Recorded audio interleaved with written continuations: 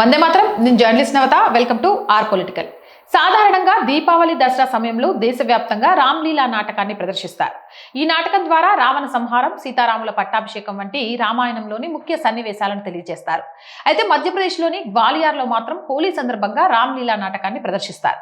గత 79 ఏళ్లుగా ఇదే సాంప్రదాయం కొనసాగుతుంది. అలాగే ఇక్కడ ప్రదర్శించే రామ్లీలా నాటకానికి పాకిస్తాన్తో కూడా సంబంధం ఉంది. ఈ క్రమంలో గ్వాలియర్లో ప్రదర్శితమయ్యే రామ్లీలాకు పాక్తో సంబంధం ఏంటి, దీని వెనుకున్న చరిత్ర ఏంటి అనేది ఈ వీడియో ద్వారా తెలియజేస్తా.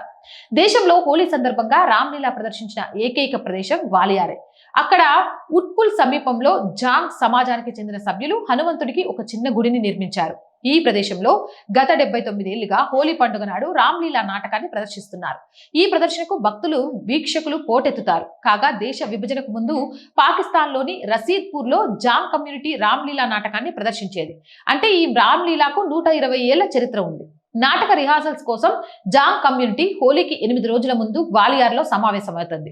అప్పుడు గ్వాలియర్ సహా పంజాబ్, హర్యానా, ఢిల్లీ, చండీగఢ్, కాశ్మీర్ నుంచి జాంగ్ సమాజానికి చెందిన నటులు వస్తారు. కొంతమంది కళాకారులు రిహార్సల్స్ చేస్తారు.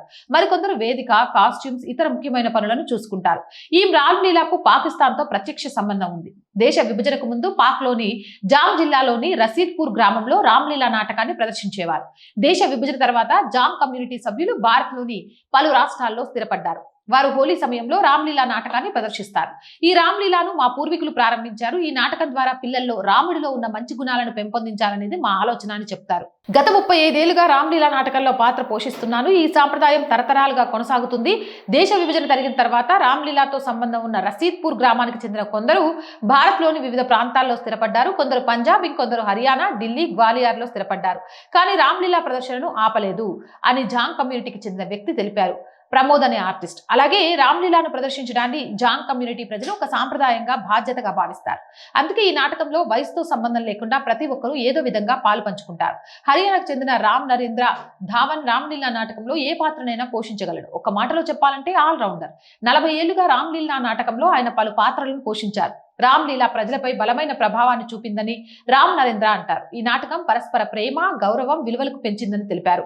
ఇక అంతేకాదు, దీనికి సంబంధించి పూర్వీకుల వారసత్వంతో భాగం కావాలనే చిన్నప్పటి కలలతోనే ఈ రామ్లీలా నాటకం గ్వాలియర్లో తప్పకుండా ప్రదర్శించబడుతుంది హోలీ రోజు అనే విషయాన్ని తెలియజేస్తున్నారు. ఇక పాక్ లోని జాంగ్ లో ఉద్భవించిన రామ్లీలా కమిటీ అధ్యక్షుడు హరియోం నాగ్పాల్ తమ పూర్వీకులు ఈ నాటక ప్రదర్శనకు దాదాపు 120 ఏళ్ల క్రితం ప్రారంభించారు. ఈ నాటకంలో నటులందరూ జాంగ్ కమ్యూనిటీకి చెందిన వారేనని పేర్కొన్నారు. ఇప్పుడు అర్థమైందా పాకిస్తాన్ కి రామ్లీలా నాటకానికి ఉన్న సంబంధం ఏంటి అనేది? మీ అభిప్రాయం కామెంట్ సెక్షన్ లో పెట్టండి. మోర్ వీడియోస్ కోసం ఆర్ గ్రూప్ ఆఫ్ ఛానల్స్ ప్రతిరోజు చెప్తూనే ఉంటానండి. Our voice, our political, our Samskriti, ఈ 3 మన ఛానల్సే. So please subscribe our channels. మీరు చేసే సబ్స్క్రిప్షన్సే ఛానల్ కి కొండంత బలాన్ని ఇస్తాయి. అలాగే ఆర్థికంగా ఆర్ వాయిస్ కి మీ చేయూత చాలా చాలా చాలా అవసరం. ఆర్థికంగా చేయూతను అందించాలి అని అంటే సబ్స్క్రిప్షన్ పక్కనే జాయిన్ అనే బటన్ ఉంది. 1 to 5 లెవెల్స్ ఉన్నాయి. ఏదో ఒక లెవెల్లో సపోర్ట్ చేయండి. లేదా స్క్రీన్ మీద గూగుల్ పే, ఫోన్ పేతో పాటు అకౌంట్ డీటెయిల్స్ ఉన్నాయి. మీకు తోచిన సహాయాన్ని అందించండి. వ్యాపార ప్రకటనల కోసం 8328500576 నెంబర్ని సంప్రదించండి. జై హింద్, జై భారత్.